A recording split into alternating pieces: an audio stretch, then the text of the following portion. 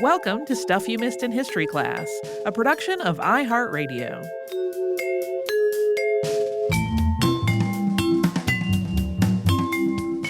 Hello and welcome to the podcast. I'm Holly Fry. And I'm Tracy V. Wilson. Tracy, we're going crazy over here. We're going to do this whole thing backwards this week. We're going to do this episode backwards because we're going to read listener mail first, because this listener mail led to this episode. So this is from our listener who only signed their email with an L. I see their name in the return address, but I don't know if they would like it kept out of the show. So L writes, "Hi, Holly and Tracy. I have my PhD in SMIHC, and over the years of enjoying your show, I have only ever liked the art-focused episodes because of the non-art stuff, the family drama, the historical event connections, etc. As an engineer from a family full of STEM people, I had only ever looked at art as something that took skill and that those weird creative people were obsessed with. My partner and I recently moved to the Denver area, partially for work, but also because we love the mountains and the outdoors. This past weekend, we went to the Denver Art Museum, mainly to enjoy the architecture and the museum vibes. As we wandered the exhibits, I saw a painting that stopped me in my tracks. I stared at it for a good 10 minutes before my partner found me and wondered if I was okay, because why would I want to look at a painting for so long? It was Wind River Country by Albert Bierstadt. The depth and the beauty and the way he so perfectly captured the way I feel when I'm in the outdoors took my breath away.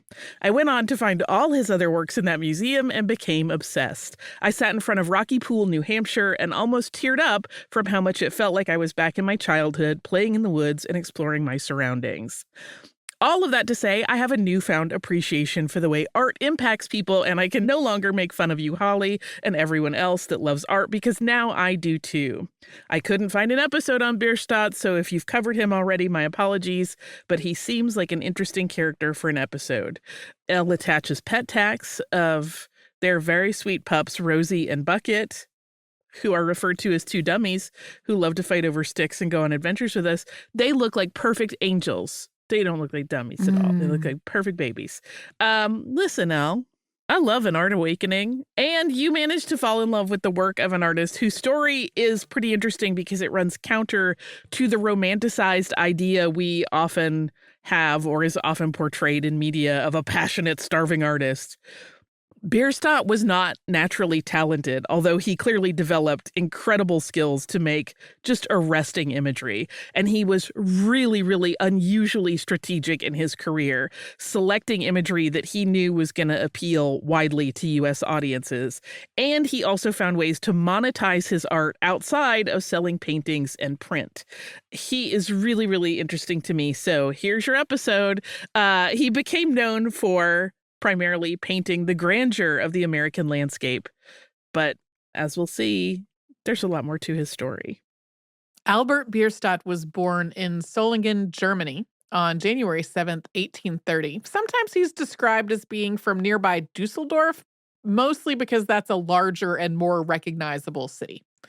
His parents, Henry and Christina, already had 5 children when Albert was born. Although he was born in Germany, he's often described as being an American artist, and that's because his family moved to the U.S. in 1832 when Albert was just a 2-year-old. The Bierstadts moved to New Bedford, Massachusetts for the whaling industry. Henry was a cooper, and whaling towns, of course, needed plenty of barrels. We don't have a whole lot of details about Albert's early years other than the fact that he was interested in art from a young age. He did not formally study art as a kid. He just practiced a lot, and he developed his own knowledge and skill set just through self-study. But though he hadn't ever learned art in a formal setting, he was apparently a natural at teaching it. Because when he was just 20, Bierstadt had begun teaching painting to make money.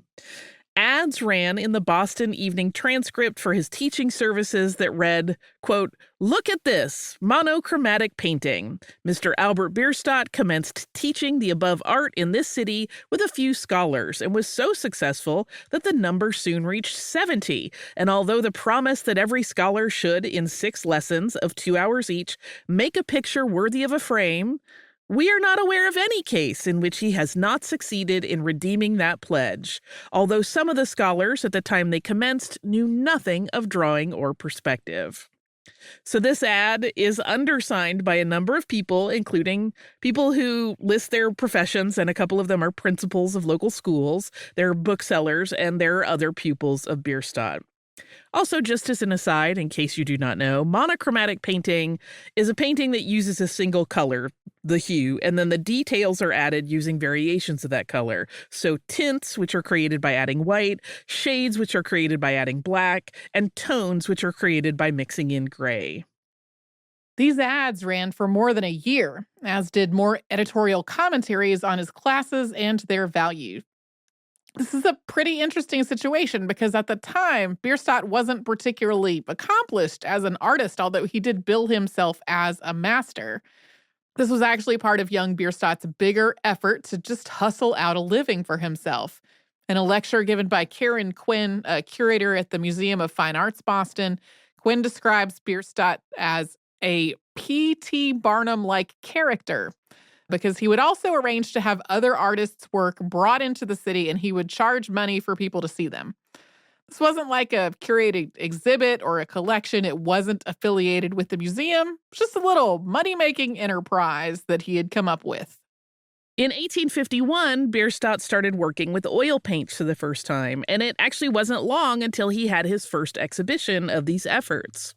That same year, he had 13 paintings shown at the New England Art Union in Boston. In 1853, he had another exhibit, this time at the Massachusetts Academy of Fine Arts.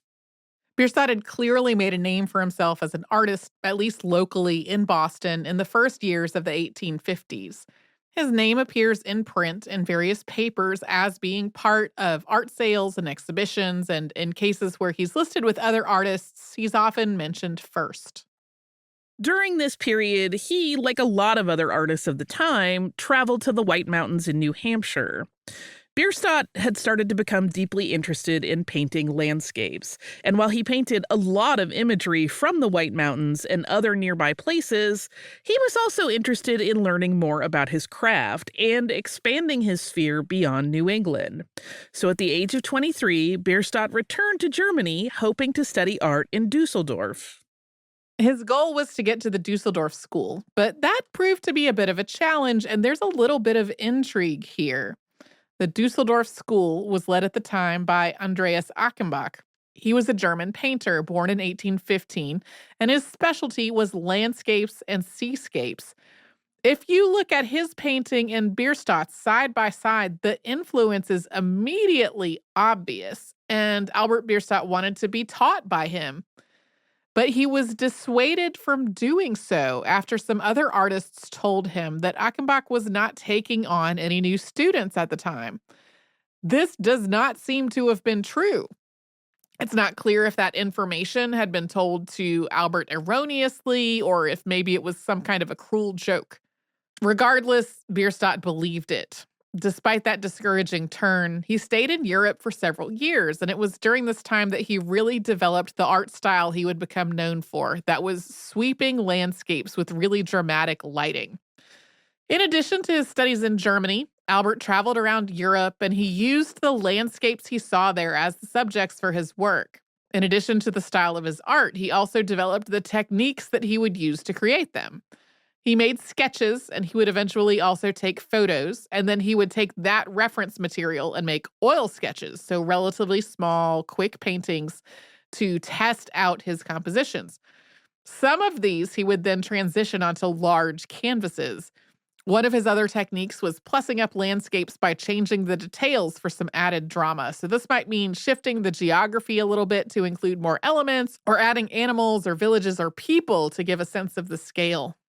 Yeah, there's a great moment in that lecture that we mentioned earlier where there's an example of his art being shown, and it's like, hey, you can't see these mountains from this place. He shifted stuff around and scooted it a little so everything looked more majestic. Was Canaletto doing something similar? I feel like we talked about that too. Oh, yeah, many artists did the same thing. In Bierstadt's case, it led to a few instances where people misidentified what he had actually painted because it just didn't look like anything that was quite right. Right. Coming up, we are going to talk about how Bierstadt's career took off once he was back in the U.S. But first, we're going to take a little sponsor break.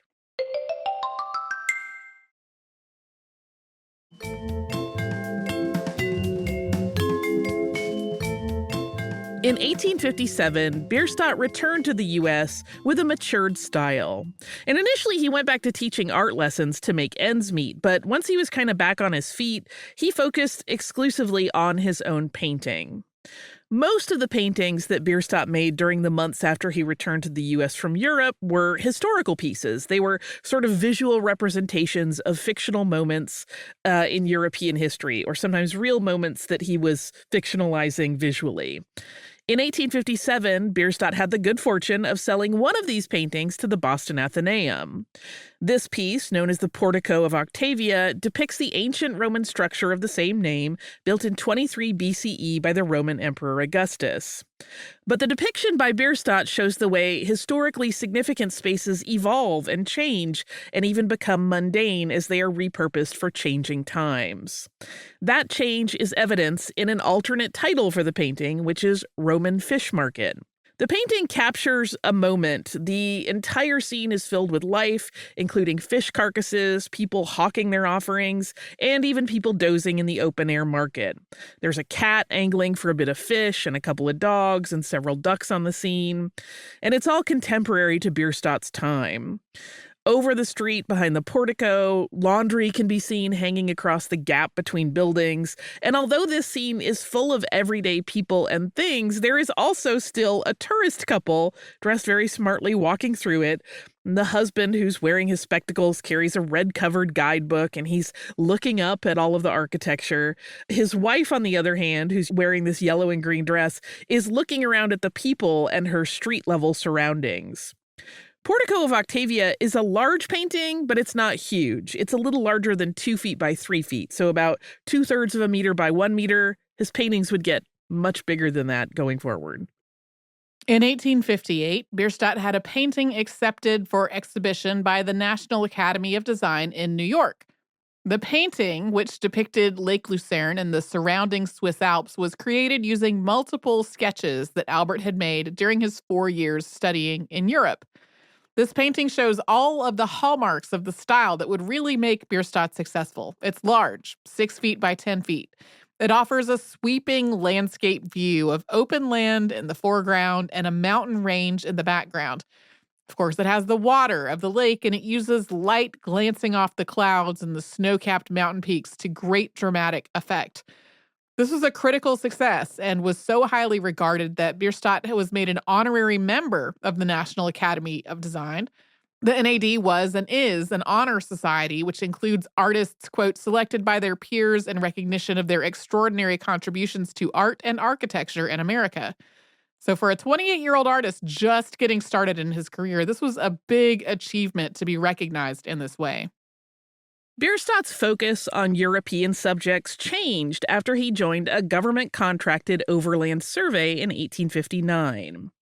He had an opportunity that year to travel across the North American continent with a survey expedition led by Colonel Frederick W. Lander, who had been tasked with building a trail that would pass through Idaho and Wyoming.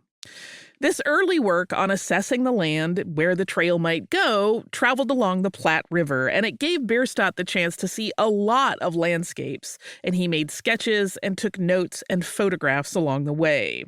So we've covered various aspects of the history of photography on the show before, including back-to-back episodes on Louis Daguerre and Robert Cornelius in December of 2021. And those men were working in the first half of the 19th century, so photography was still really quite new when Bierstadt started using it to capture images of scenery that he hoped to later reproduce in paint. This whole trip had been something Bierstadt did with commercial sales of his work in mind. He understood the fascination in the U.S. with the West at the time. This was seen as a huge landscape of potential and opportunity. So Bierstadt had decided to paint that landscape as part of his own financial potential and opportunity. And to paint it, he needed to see it and to make sketches. So this journey was a time in which he collected the material that he thought would have commercial success, and in a large enough volume that he could have several years' worth of reference for paintings. By September 1859, Bierstadt was back home in New York, where he had moved, and he had his new inspiration. He had found the entire journey really quite eye-opening, and after thinking for years that European scenes were going to be his work's focus, he declared, quote, "Our own country has the best material for the artist in the world." When he moved to New York, he rented a space at the 10th Street Studio Building to work from. The 10th Street Studio Building was an important building. It was designed by architect Richard Morris Hunt, and it was the first structure that was purpose-built to house artists' studios. The building, which was completed in 1858, was at 15 10th Street in Greenwich Village. 8 years later, in a street number change, it became 51 West 10th Street. It had been built at the behest of James Borman Johnston, a real estate speculator who saw the growing art scene in New York and thought that if he erected a building that offered both work and living space to artists, he would easily fill it, and he was right. Not only did the 10th Street Studio Building fill up, it became a hub of arts in the city. The building had its own gallery space so that the artists living there could exhibit on site, and it became a very collaborative place, as well as home to a number of artistic rivalries. And the Hudson River School was centralized at the 10th Street Studios. This was not actually a school, but a movement and a group of artists. A write-up on the Metropolitan Museum of Art's website calls it, quote, "America's first true artistic fraternity." This group was highly inspired by the work of Thomas Cole, who painted what he called a, quote, "higher style of landscape." This style combined visible vista with narrative and occasionally even biblical stories. And although Cole died in 1848, the artists who wished to paint in his same style coalesced into a group.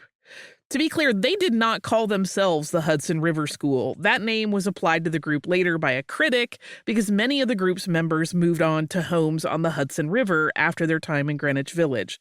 We're going to talk about that name and how it was not, in fact, a compliment in just a little while. But in addition to Albert Bierstadt, some of the artists associated with this group are Frederick Edwin Church, Charles Herbert Moore, Sanford Robinson Gifford, Asher B. Durand, and Sarah Cole. Sarah Cole was actually Thomas Cole's sister.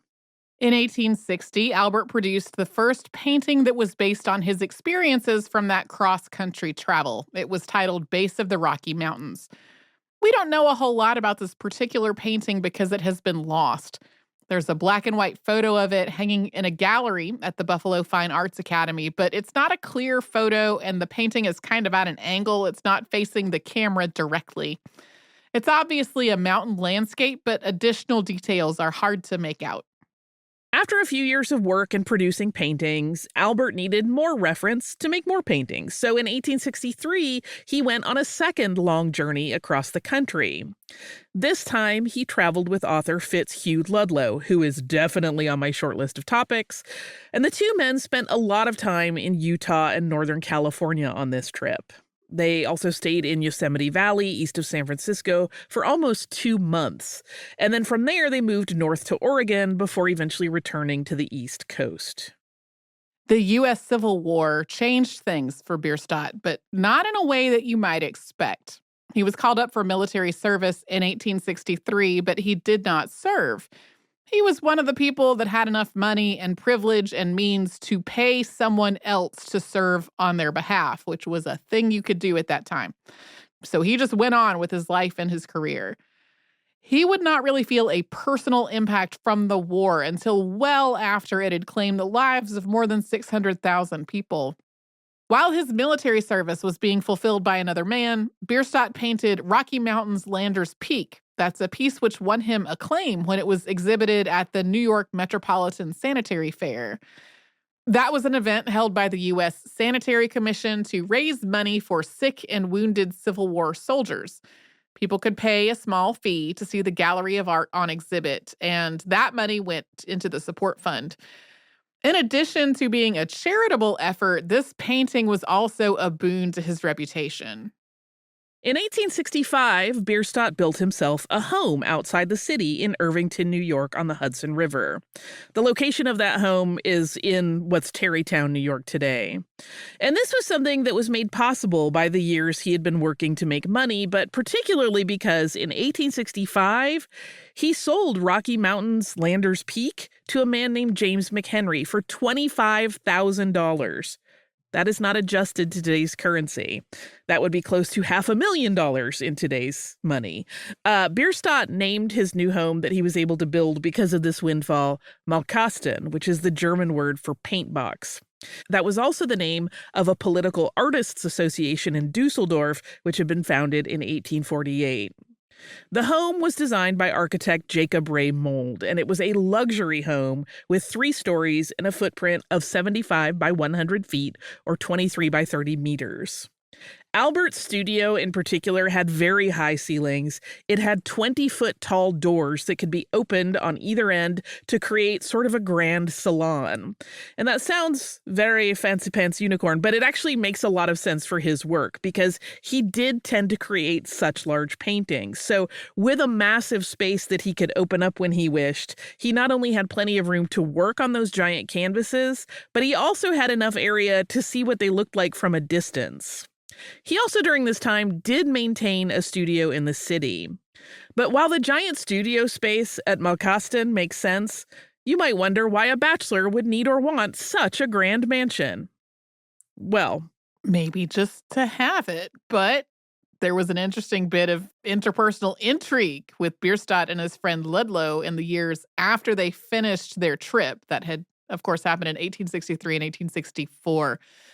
Fitz Ludlow was married to a woman named Rosalie. They had been married in the late 1850s when Rosalie was 18 and he was in his early 20s. She was often described as incredibly pretty, very vivacious, and flirtatious.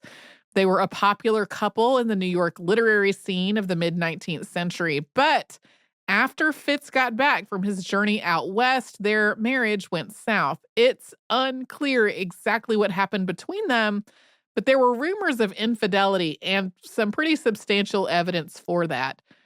In 1866, Bierstadt made a painting titled A Storm in the Rocky Mountains, Mount Rosalie. There is no Mount Rosalie. He had titled this painting in honor of Ludlow's wife. That, of course, cemented the rumors that he was the person that Rosalie Ludlow was having an affair with. Those rumors appeared to gain additional validation when the Ludlows were divorced in May of 1866, and Albert and Rosalie got married that November. Somehow, Albert and Fitz remained friends despite this turn of events. Yeah, Fitz Ludlow had a kind of a short life. Like I said, he is on my short list because that is a story. But this marriage between Albert and Rosalie and the completion of his new mansion marked the start of a really productive time for Bierstadt. He made a lot of paintings, but the quality of those paintings is said to be some of his best work. He wasn't just sitting at home and working, though, because he seemed to almost always be traveling around New England with his brothers, photographing landscapes for future use as painting reference. But in fact, he traveled a lot for many years to many places after his estate had been completed. In a moment, we'll discuss how Albert was received in Europe during his and Rosalie's honeymoon. But first, we'll hear from the sponsors that keep Stuff You Missed in History class going.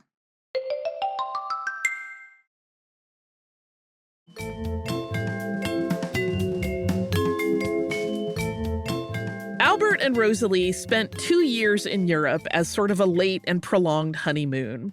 And this actually seems like it must have been a pretty dizzying tour because he had become famous by that point, and he was received by heads of state and lauded as one of the greatest living artists. He met Queen Victoria and gave her a private exhibition of his paintings. He partied with previous podcast subject Franz Liszt, and he was given the French Legion of Honor medal by Napoleon III. And he was also really calculated about parlaying all of this popularity into additional income.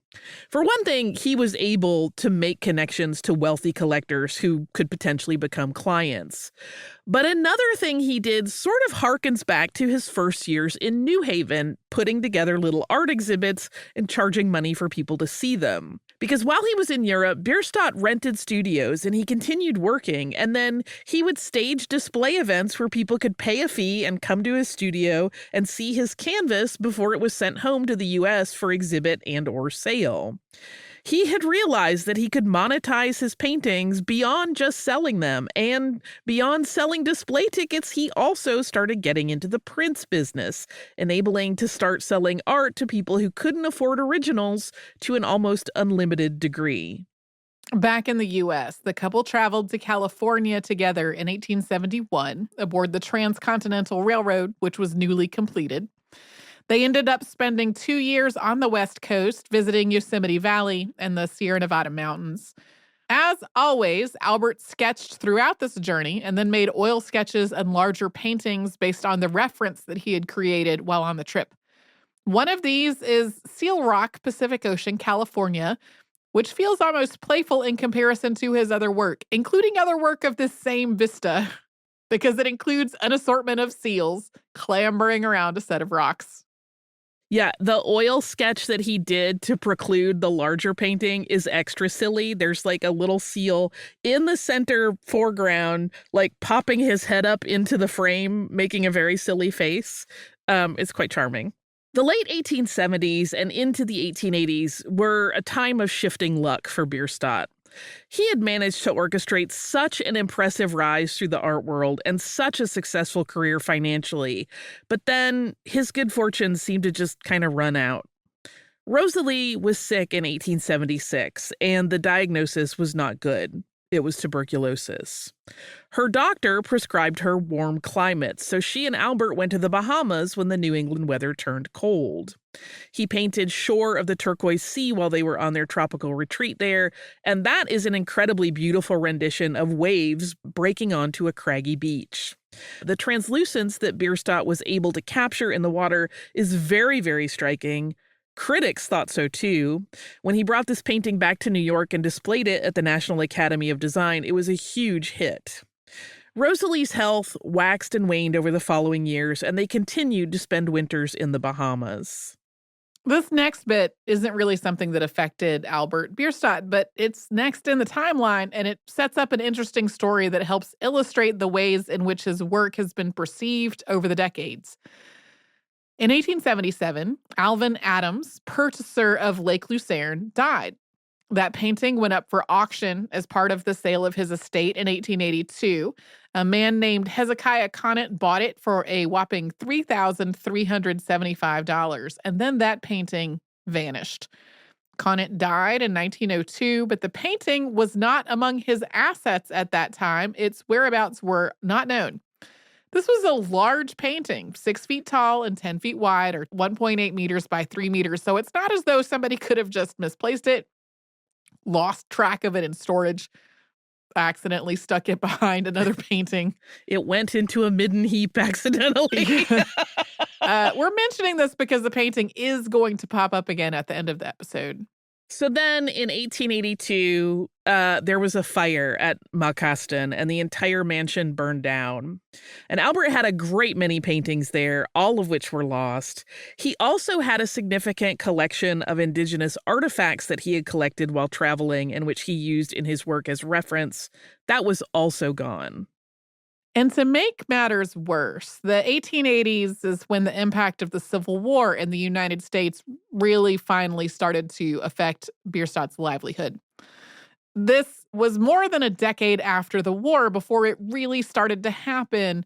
But as post-war attitudes in the U.S. had shifted, so had the country's taste in art. Bierstadt's popularity earlier in the 19th century had been really tied to the idea of manifest destiny. His work appealed to people who believed that it was God's will that European-born and descended people in North America would expand the country westward and also spread their way of doing things.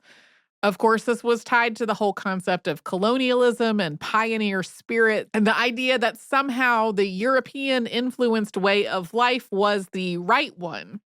And Bierstadt had kind of courted that whole misguided idealism in his selection of material and the style in which he painted.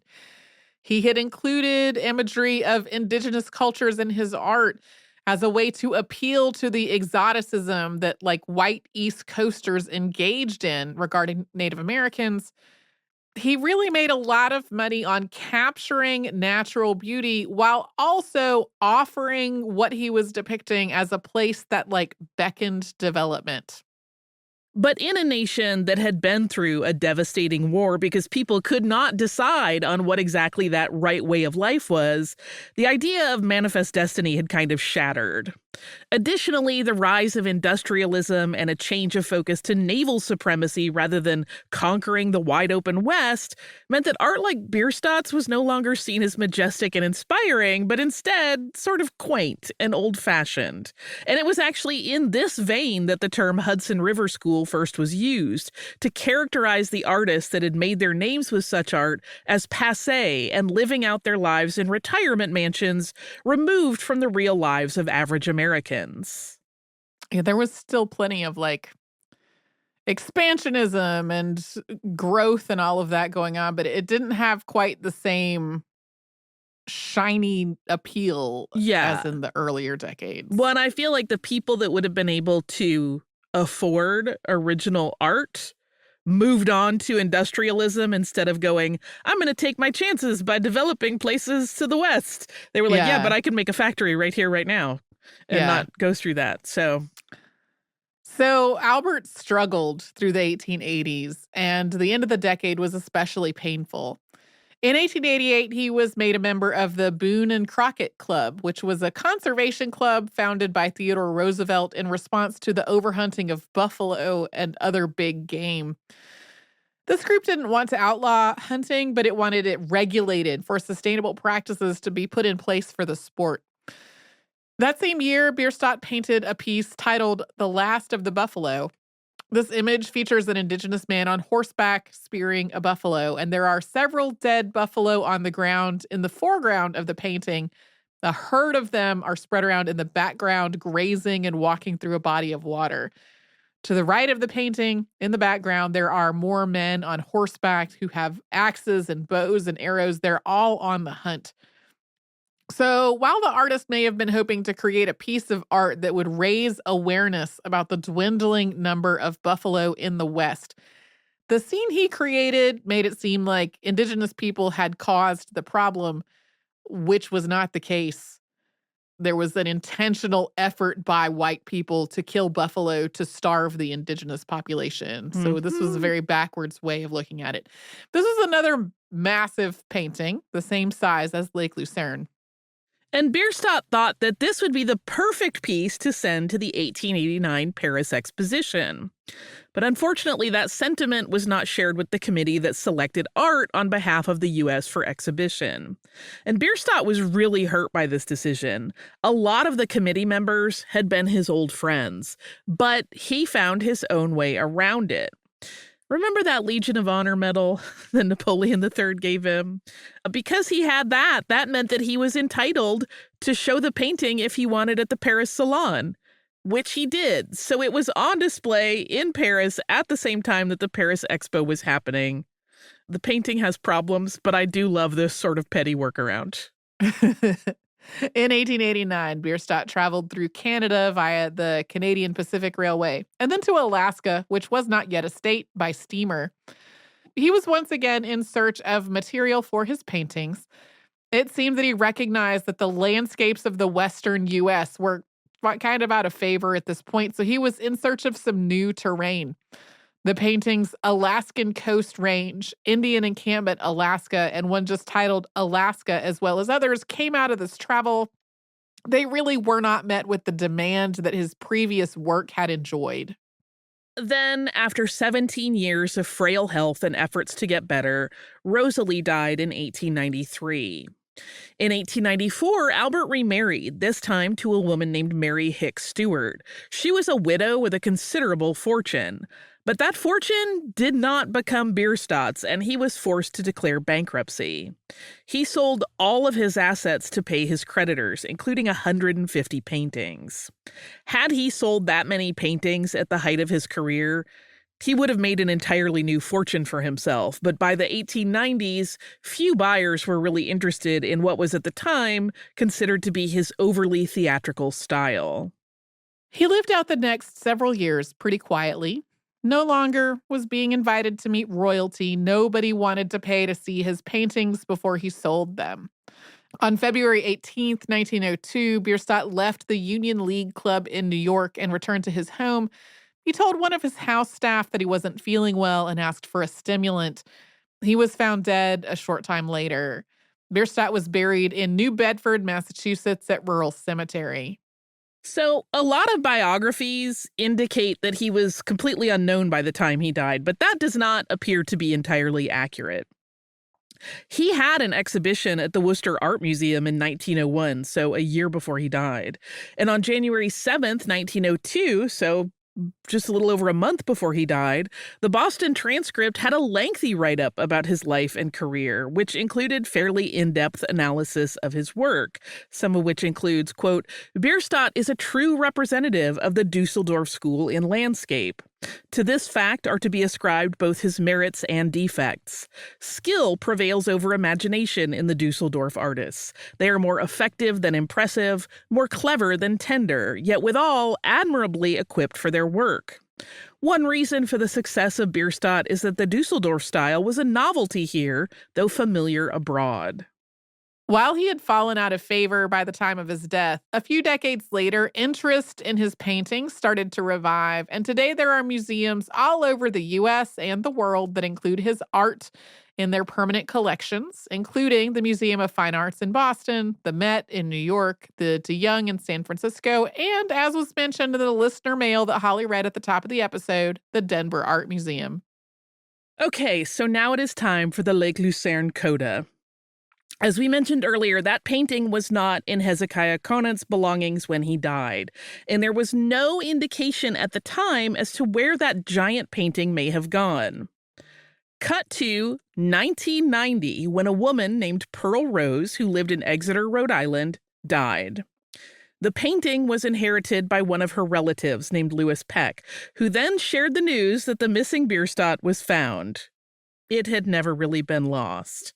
Mrs. Rose's first husband, William Sunderland, purchased the painting from Conant in 1890, and it had stayed in the family for 100 years. And apparently this family owned a lot of high-end art and chose to keep that fact private, lest art thieves target their collection. That seems to make a lot of sense. One would think that the size of this piece would have alerted someone, because apparently it was so large that a portion of the roof had to be lifted off of the Exeter home to get it moved in initially. This painting was sold a few months later, after this news broke in 1990, for a little more than $500,000. It was purchased by an art dealer named Richard York. He was the agent of the National Gallery of Art. That purchase was made possible by the financial backing of Richard M. Scaife and Margaret R. Battle, and it remains in the National Gallery of Art collection today. So it's kind of an interesting way to look at how his career went sky high while he was alive, then fell off. People thought he was outdated. And then his painting was sold for $500,000. Everything is cyclical. Since we did listener mail at the top of the episode, I won't do one here, but we have a lot of fun ones coming up. And I will just say, if you would like to write to us about this or anything else, you can do so at historypodcast@iHeartRadio.com. You can also subscribe to the show on the iHeartRadio app or anywhere you listen to your favorite shows.